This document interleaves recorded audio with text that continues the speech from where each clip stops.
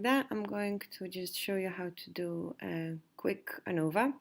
So we're using our MVApp. So I uploaded my data in here. This is an example data set.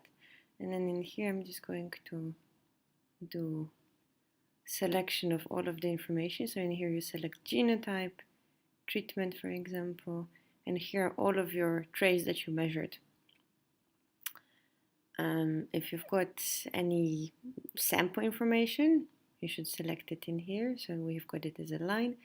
And if you've got any time information, then you can select it in here. Click to set the data, and you can set the new data set in here. All right, so for ANOVA, we've got this tab called Data Exploration. And you've got, if you curated your data previously in this tab, you can choose it from here.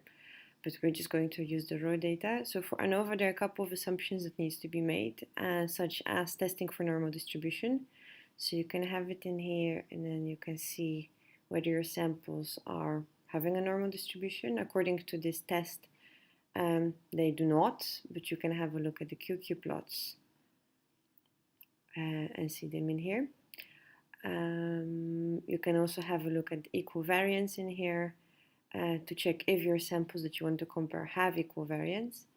And then for significant variance, which is ANOVA, you can check it in here. So in our case, we would like to have a look whether the treatment has a specific effect.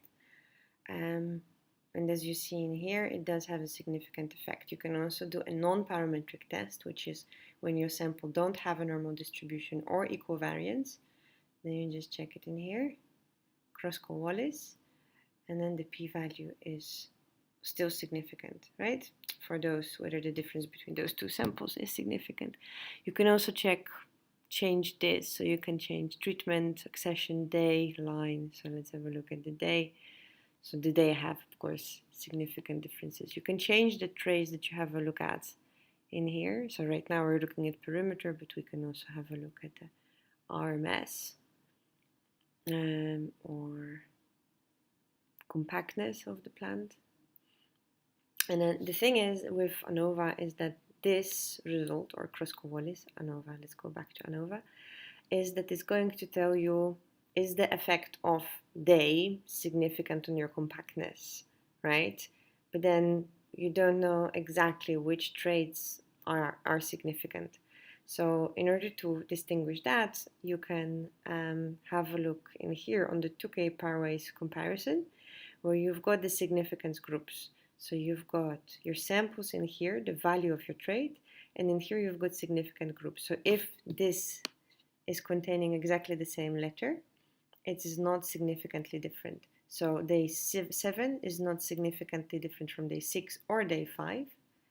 And day 6, 5, and 4 are also not significantly different.